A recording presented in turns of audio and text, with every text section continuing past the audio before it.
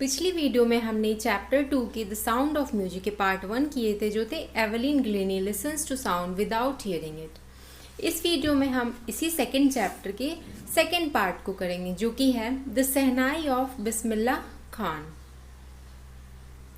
Think of the shehnai and the first thing you will probably imagine is a wedding or a similar occasion or function। सबसे पहले आप अपने दिमाग में सहनाई के बारे में इमेजिन करो। सबसे पहले आपके दिमाग में आएगा शादी से रिलेटेड कोई भी इमेज आएगा दिमाग में, या फिर शादी जैसे जो फंक्शंस होते हैं, ओकेजन्स होते हैं, वो आ रहे होंगे दिमाग में। The next would probably be Ustad Bismillah Khan the shehnai maestro playing this instrument. और दूसरी चीज़ जो आपके दिमाग में आनी चाहिए वो है उस्ताद बिस्मिल्लाह खान, जो कि बहुत ही अच्छे से सहनाई जो है उसे प्ले करते हैं, उसमें मास्टर हैं। तो आइए अभी हम चैप्टर स्टार्ट कर लेते हैं। Emperor Aurangzeb banned the playing of a musical instrument called pungi in the royal residence for it had a shrill unpleasant sound. तो एम्पायर औरंगजेब जो थे उन्होंने अपने राज दरबार में पुंगी का बजना बैन कर दिया था, क्योंकि ये जो पुंगी की जो साउंड होती थी ना वो बहुत ही श्रिल होती थी, बहुत ही अनप्लीजेंट होती थी, मतलब कानों में चुभता था, कुछ इस टाइप का साउंड होता था। Pungi became the generic name for reeded noise makers. अब जितने भी इंस्ट्रूमेंट्स होते थे ना जिसमें ऊपर होल्स होते थे जिन्हें बजाए जाते थे, उन सभी का नाम पुंगी के ही नाम से उन सभी इंस्ट्रूमेंट्स को भी जाना जाने लगा। Few had thought that it would one day be revived। कुछ लोग ये भी सोचते थे कि अभी तो फिलहाल पुंगी और इन इंस्ट्रूमेंट्स को बंद कर दिया गया है, बैन कर दिया गया है, लेकिन एक समय आएगा जब इन इंस्ट्रूमेंट्स को वापस से बजाया जाएगा, इनका चलन वापस आएगा। A barber of a family of professional musicians who had access to the royal palace decided to improve the tonal quality of the pungi। अब एक बार्बर था, बार्बर जिसे हम नाई कहते हैं, उनकी जो फैमिली थी वो सभी उनकी फैमिली में म्यूजिशियंस थे, प्रोफेशनली म्यूजिशियंस थे उनकी पूरी फैमिली, और उनका रॉयल पैलेस में यानी राज दरबार में आना जाना भी था। उन्होंने ये डिसीज़न लिया, उन्होंने ये डिसाइड किया कि जो पुंगी का जो टोनल क्वालिटी होता है ना उसके साउंड, उसमें वो कुछ इम्प्रूवमेंट करेंगे, कुछ इम्प्रूव करेंगे। He chose a pipe with a natural hollow stem that was longer and broader than the pungi।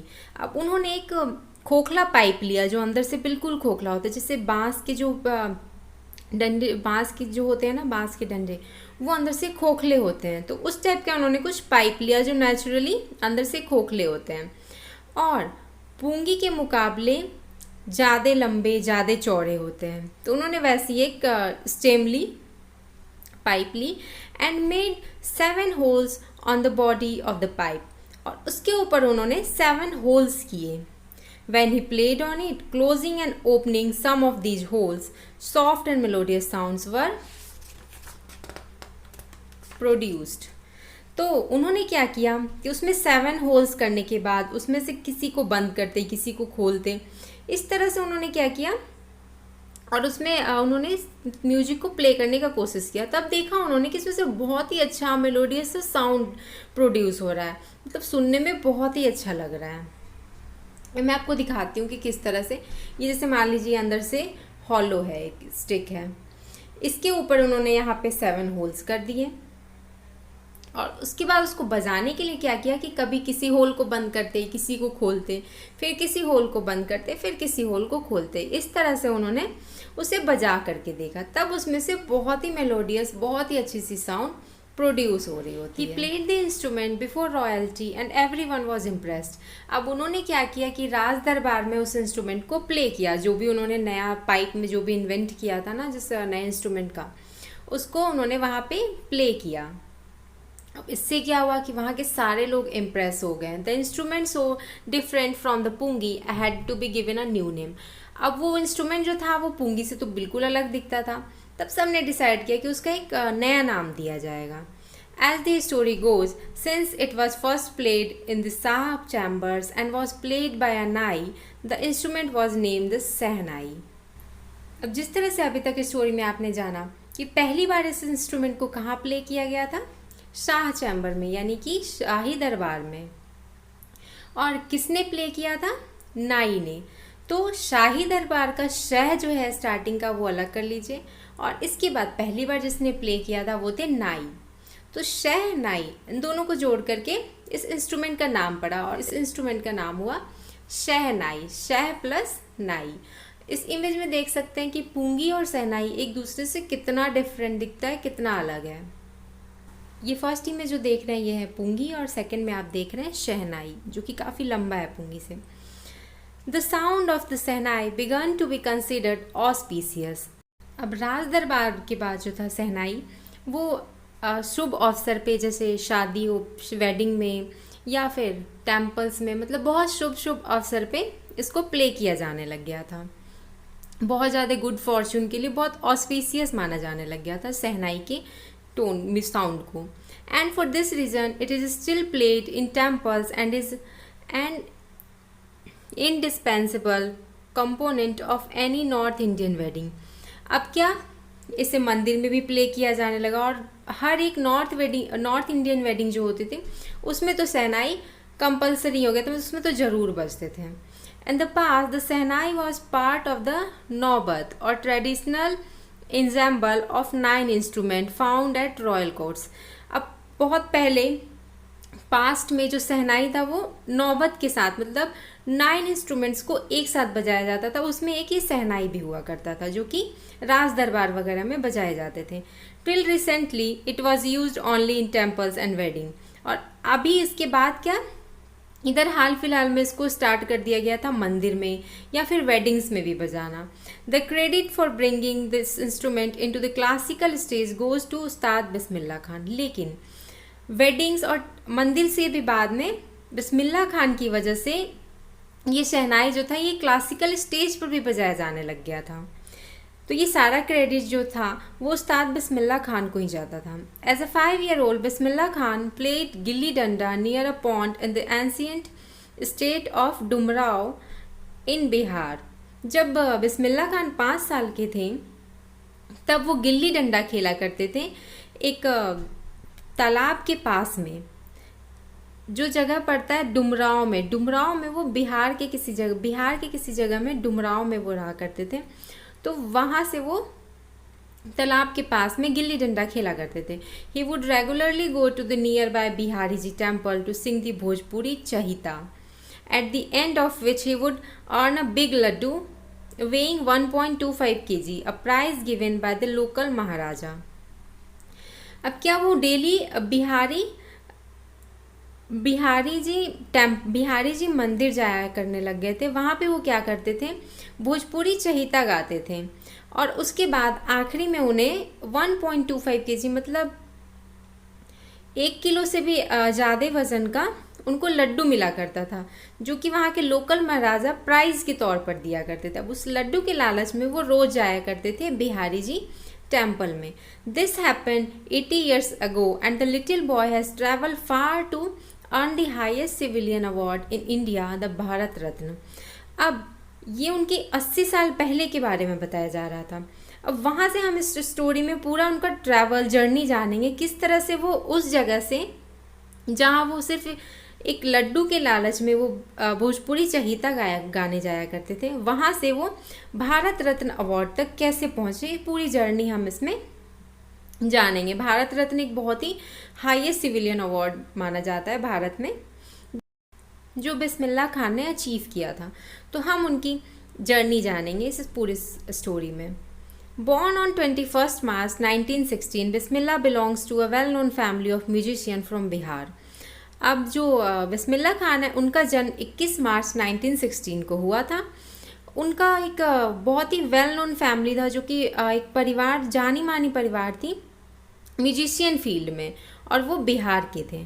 His grandfather Rasool Bakhsh Khan was the shehnai nawaz of the Bhojpur kings court. अब जो उनके दादाजी जो थे रसूल बख्श खान, वो वहाँ भोजपुर में ही राज दरबार में शहनाई नवाज थे, मतलब शहनाई प्ले किया करते थे। His father Paigambar Bakhsh and other paternal ancestors were also great shehnai players. अब उनके पिताजी पैगम्बर बख्श और उनके दादाजी के परिवार के, मतलब पिता के और दादाजी के परिवार के और भी बहुत सारे पूर्वज भी थे, जो कि बहुत ही अच्छा शहनाई प्ले करते थे, जो सभी जाने माने थे।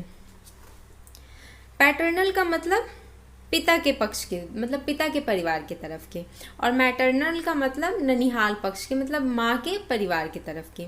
The young boy took to music early in life. अब जब वो बहुत छोटे थे तब से उनके लाइफ में म्यूजिक जो था वो एंटर कर चुका था। At the age of 3 when his mother took him to his maternal uncle's house in Banaras, now Varanasi, Bismillah was fascinated watching his uncles practise the shehnai. जब बिस्मिल्ला खान 3 साल के थे तब उनकी माँ जो थी वो उन्हें उनके ननिहाल लेकर के गई थी, जहाँ उन्होंने देखा था अपने अंकल्स को, यानी कि मामा जी को सहनाई को बजाने का प्रैक्टिस करते हुए बनारस में, जिसे हम वाराणसी के नाम से भी जानते हैं। इनका ननिहाल जो था वहाँ था, वहीं पे ये गए थे। तो इन्होंने जब अपने मामा जी को देखा सहनाई को प्ले करते हुए, प्रैक्टिस करते हुए, तो वो बहुत ज़्यादा फैसिनेटेड, बहुत ज़्यादा इम्प्रेस हुए थे सहनाई से। Soon Bismillah started accompanying his uncle Ali Baksh to the Vishnu temple of Banaras, where Baksh was employed to play the सहनाई। अब जो अली बख्श थे वो विष्णु टेम्पल में एम्प्लॉयड थे सहनाई प्ले करने के लिए। अब जो बिस्मिल्ला खान थे वो भी अली बख्श के साथ वहाँ जाने लगे, जहाँ उनके मामा जी को सहनाई प्ले करना होता था। Ali Bakhsh would play the shehnai and Bismillah would sit captivated for hours on end. मतलब कि जब अली बख्श वहाँ पे सहनाई प्ले किया करते थे तो बिस्मिल्ला खान क्या किया करते थे कि वहाँ बैठ करके वो देखते रहा करते थे मामा जी को सहनाई प्ले करते हुए, शुरू से लेकर के आखिरी तक देखते थे, जब तक उनके मामा जी सहनाई प्ले करते थे तब तक। स्लोली ही started getting lessons and playing the instrument and would sit practicing throughout the day. बहुत ही जल्द उन्होंने क्या सहनाई बजाने का प्रैक्टिस शुरू कर दिया। वो पूरे दिन भर प्रैक्टिस करते रहा करते थे। For years to come, the temple of Balaji and Mangala Maiya and the banks of the Ganga became the young apprentice favorite haunts where he could practice in solitude। अब वो क्या, एक टेम्पल था, temple of Balaji के मंदिर और मंगला मैया के मंदिर में, और एक बैंक ऑफ गंगा यानी कि जहाँ से गंगा बहती थी वहाँ पे। ये 2-3 जगह जो थे वो उनके फेवरेट हॉन्ट्स थे, फेवरेट प्लेसेस थे। अकेले बैठ करके सहनाई को बजाने का प्रैक्टिस किया करते थे। The flowing waters of the Ganga inspired him to improvise and invent ragas that were earlier considered to be beyond the range of the shehnai. अब जो गंगा के जो फ्लो होते थे ना, जो गंगा बहती थी, तो उनके फ्लो से, गंगा के फ्लो से उनको बहुत इंस्पिरेशन मिलता था उसमें, अपने जो सहनाई है उसमें और राग इन्वेंट करने का। और वो क्या, उसमें इतने सारे मतलब नए नए राग उसमें उन्होंने इन्वेंट किया ना, जो कि सहनाई के रेंज से काफ़ी ऊपर था। मतलब किसी ने एक्सपेक्ट भी नहीं किया था कि मतलब शहनाई से भी इतने अलग अलग तरह के राग को बजाया जा सकता है। उन्होंने बियॉन्ड द रेंज आकर के सहनाई के राग को प्ले किया था। एक तरह से उन्होंने उसमें कई नए राग को इन्वेंट किया था। At the age of 14 Bismillah accompanied his uncle to the Allahabad music conference. जब वो 14 साल के थे तो बिस्मिल्ला ने अपने मामा जी के साथ मतलब इलाहाबाद म्यूजिक कॉन्फ्रेंस को अटेंड किया था। At the end of his recital Ustad Faiyaz Khan patted the young boys back and said work hard and you shall make it. जब उनका जो भी परफॉर्मेंस था सहनाई का, जब वो एंड हो गया था, ख़त्म हो गया था, तब उसके बाद एक उस्ताद फैयज़ खान है, वो भी एक बहुत ही फेमस म्यूजिशियन है। तो उन्होंने उस्ताद ने बिस्मिल्ला खान के पीठ पे थपथपाया था शाबाशी देते हुए और बोला था कि और ऐसे ही कड़ी मेहनत करो, तुम एक दिन बहुत ऊंचाई को अचीव करोगे, बहुत ऊंचे पर जाओगे, मतलब बहुत ऊपर जाओगे इस फील्ड में। With the opening of the all India radio in Lucknow in 1938 came Bismillah's big break. अब जब 1938 में जब ऑल इंडिया रेडियो का ओपनिंग हुआ लखनऊ में, वहाँ से उनको एक बहुत ही बड़ा ब्रेक मिला। बिग ब्रेक का मतलब एक बहुत बड़ा मौका मिला कुछ अचीव करने का। He soon became an often heard shehnai player on radio. अब वो ये जो रेडियो होता है ना, रेडियो पर बहुत ज़्यादा सुनने जाने वाले, बहुत ज़्यादा जाने माने सहनाई प्लेयर बन चुके थे। जिन्हें सभी सुनना पसंद करते थे। When India gained independence on 15th August 1947, Bismillah Khan became the first Indian to greet the nation with this शहनाई। 1947 में जब हमें इंडिपेंडेंट मिली 15 अगस्त को, तब बिस्मिल्लाह खान पहले ऐसे म्यूजिशियन थे जिन्हें मौका मिला था स्वागत करने का, ग्रीट करने का अपने शहनाई से। He poured his art out into राग काफी from the Red Fort to an audience which included Pandit Jawaharlal Nehru, who later gave his famous Tryst with Destiny speech।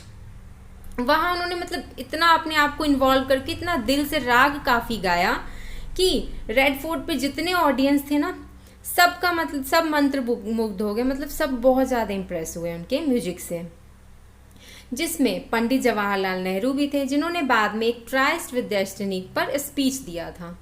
Bismillah Khan has given many memorable performance both in India and abroad. Bismillah Khan जो है उन्होंने बहुत सारे ऐसे performance दिए जो याद किए जाने लायक परफॉर्मेंसेस थे, इंडिया में भी और अब्रॉड में भी, बाहर में भी। His first trip abroad was to Afghanistan, where King Zahir Shah was so taken in by the maestro that he gifted him priceless Persian carpet and other souvenirs। अब उनका जो पहला ट्रिप था वो था अफगानिस्तान का, जहाँ जो किंग जाहिर थे, जो राजा थे जाहिर शाह, वो बहुत ज़्यादा इम्प्रेस हुए थे वो ये बिस्मिल्लाह खान से, बिस्मिल्लाह खान के म्यूजिक से, और उन्होंने उनको एक प्राइसलेस पर्सियन कारपेट गिफ्ट किया था, साथ में सोवेनर्स किया था गिफ्ट, जो कि सोवेनर्स का मतलब जो भी वहाँ के जानी मानी चीज़ें होती है ना, जो चीज़ें नोन होती हैं, वो गिफ्ट किया था उनको। The king of Afghanistan was not the only one to be fascinated with Bismillah music. सिर्फ जो अफगानिस्तान के किंग ही नहीं बल्कि और भी बहुत सारे जाने माने ऐसे लोग हैं जो कि उनके बिस्मिल्लाह खान के म्यूजिक से इम्प्रेस होते हैं या फिर इम्प्रेस हुए थे। Film director Vijay Bhatt was so impressed after hearing Bismillah play at a festival that he named a film after the instrument called गूंज उठी शहनाई। एक फिल्म डायरेक्टर हैं विजय भट्ट, उस टाइम के फिल्म डायरेक्टर थे विजय भट्ट, वो भी बहुत ज़्यादा इम्प्रेस हुए थे बिस्मिल्लाह खान के म्यूजिक को सुन करके। शहनाई वो प्ले कर रहे थे कहीं फेस्टिवल पर, जो सुन करके वो बहुत इम्प्रेस हुए थे। वो तो इतना ज़्यादा इम्प्रेस हुए थे कि उन्होंने अपनी मूवी का जो नाम था, फिल्म का नाम ही उन्होंने उस इंस्ट्रूमेंट पे रख दिया था, जो कि रखा था उन्होंने Goonj Uthi Shehnai. The film was a hit, और वो फिल्म जो था वो बहुत हिट हुआ था, सुपर हिट हुआ था। And one of the Bismillah Khan composition दिल का खिलौना है टूट गया turn out to be a nationwide chartbuster. अब इस मूवी में जो बिस्मिल्लाह खान थे उन्होंने एक गाना भी कंपोज किया था जो कि था दिल का खिलौना है टूट गया। वो सॉन्ग भी, वो गाना भी नेशन वाइड चार्ट बस्टर मतलब ब्लॉकबस्टर रहा, वो सुपर डुपर हिट हुआ था। Despite this huge success in the celluloid world, Bismillah Khan ventures in film music were limited to two। अब इतनी तरक्की के बावजूद भी बिस्मिल्लाह खान जो थे उनकी फिल्म में म्यूजिक्स बस लिमिटेड ही रह गए, सिर्फ दो थे। एक तो विजय भट्ट की उन्होंने सॉन्ग की थी गूंज उठी शहनाई, और उसके बाद उन्होंने किया था विक्रम श्रीनिवास का Kannada venture Sanadi Appanna. I just can't come to term with the artificiality and glamour of the film world, he says with emphasis। जब उनसे पूछा गया कि ऐसा क्यों, मतलब सिर्फ लिमिटेड क्यों रह गया उनका म्यूजिक फिल्म इंडस्ट्री में, तब उन्होंने बोला कि जो ये जो ग्लैमर वर्ल्ड है ना, वहाँ बहुत ज़्यादा आर्टिफिशियलिटी है, नकलीपन है, जो उन्हें ऐसा लगा कि वो उस माहौल में, उस चीज़ों में सेट नहीं हो सकते हैं। इस वजह से उन्होंने वहाँ मतलब दो उनकी जो म्यूजिक थी फिल्म इंडस्ट्री में वो दो तक ही लिमिटेड रह गए। Award and recognition came thick and fast. उनको बहुत जल्दी, बहुत फास्ट अब कई सारे अवार्ड्स मिल चुके थे। Bismillah Khan became the first Indian to be invited to perform at the prestigious Lincoln central hall in the United State of America. अब जो बिस्मिल्लाह खान थे वो पहले इंडियन बने जिनको कि इनवाइट किया गया था एक बहुत ही प्रेस्टिजियस लिंकॉन सेंट्रल हॉल में शहनाई प्ले करने के लिए, जो कि है यूएसए में। He also took part in the World Exposition in Montreal, in the Cannes Art Festival, and in the Osaka Trade Fair. So well known did he become internationally that an auditorium in Tehran was named after him, तहर मौसीकी उस्ताद बिस्मिल्लाह खान। अब वो इतना ज़्यादा known हो चुके थे, वो इतना ज़्यादा उनको लोग पसंद किए, लोगों के बीच वो पसंद किए जाने लगे थे इंटरनेशनली भी, कि तेहरान में एक ऑडिटोरियम है जिस ऑडिटोरियम का नाम है बिस्मिल्लाह खान के नाम पर पड़ा, जो कि नाम पड़ा तहर मौसीकी उस्ताद बिस्मिल्लाह खान। इंटरनेशनली भी वो इतना ज़्यादा पसंद किए जाने लगे थे। National award like the Padma Shri, the Padma Bhushan and the Padma Vibhushan were conferred on him.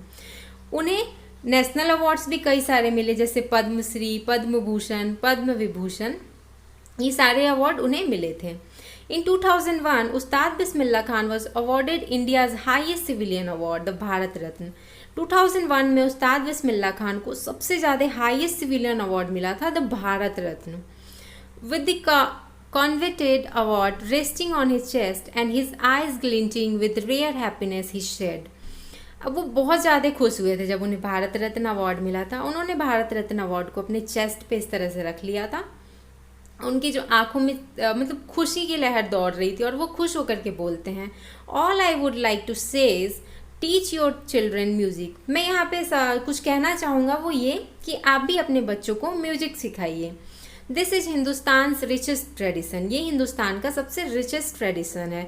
Even the west is now coming to learn our music. यहाँ तक कि मॉडर्नाइजेशन, मॉडर्न लोग जो हैं वो भी इस म्यूजिक को सीखने के लिए आ रहे हैं आगे।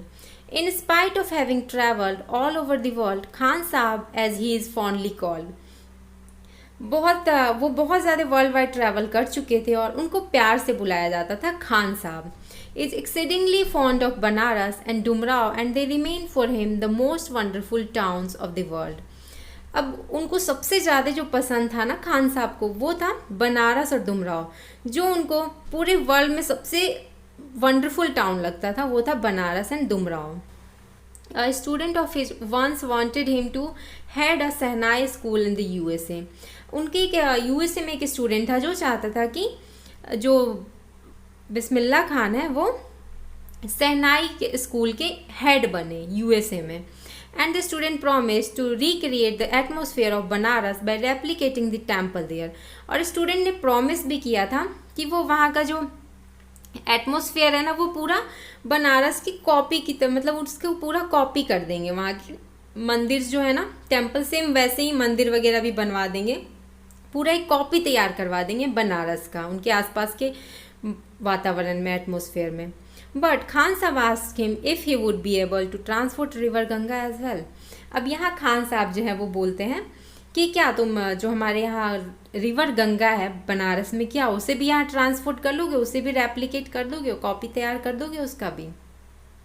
Letter he is remember to have said, वो ये लाइन उन्होंने इसलिए कहा था, इसलिए नहीं कि यहाँ पे भी तुम एक रिवर गंगा का कॉपी तैयार कर दो, इसलिए कहा था कि उनका लगाव कितना है बनारस से, वो ये बताना चाह रहे थे कि वो कितने जुड़े हुए हैं अपने बनारस से। Later he is remembered to have said that is why whenever I am in a foreign country I keep yearning to see Hindustan। अब वो यहाँ पे ये भी चीज़ याद दिलाते हैं कि जब भी वो फॉरेन कंट्री में हुआ करते हैं तब उनको हमेशा अपने हिंदुस्तान की याद आती है, मतलब हिंदुस्तान देखने का मन करता है वहाँ से।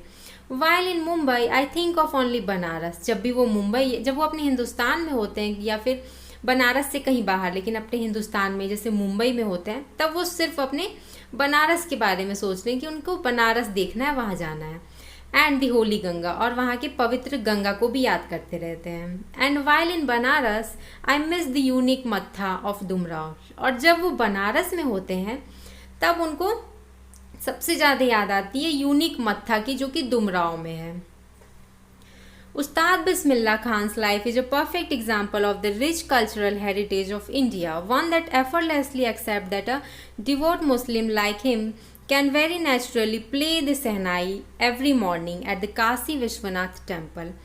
अब उनसे हमें एक कल्चरल हेरिटेज जो है इंडिया का, वो भी हमें उनसे एक वो मतलब एक बहुत अच्छा एग्जाम्पल देते हैं इस चीज़ का। वो मुस्लिम होते हुए भी इतने अच्छे से सहनाई प्ले करते थे, और वो काशी विश्वनाथ मंदिर के मंदिर से भी बहुत जुड़े हुए थे, उन्हें गंगा बहुत पसंद था, वो हमेशा याद करते थे। मतलब एक तरह से उनको ये नहीं था कि वो मुस्लिम है तो वो शहनाई नहीं प्ले करेंगे, मंदिर को इतना इज्जत नहीं देंगे, उनके अंदर ऐसा कुछ भी नहीं था। उन्होंने इन चीज़ों को सभी को बहुत ही एफर्टलेसली एक्सेप्ट किया था। साथ ही में उनको सुनने वाले भी उन्हें बहुत पसंद करते थे।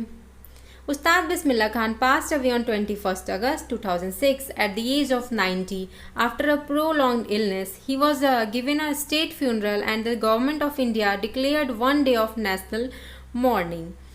उनका उस्ताद बिस्मिल्लाह खान का डेथ हुआ था 21 अगस्त 2006 में। उसके बाद गवर्नमेंट ने ये भी डिक्लेयर किया था कि एक दिन नेशनल मॉर्निंग होगा उनके लिए, उस्ताद बिस्मिल्लाह खान के लिए। तो यहाँ पार्ट 2 जो है वो भी कंप्लीट हो चुका है। नेक्स्ट वीडियो के लिए मेरे चैनल को सब्सक्राइब करना ना भूलें और मेरे वीडियो को लाइक एंड शेयर ज़रूर करें।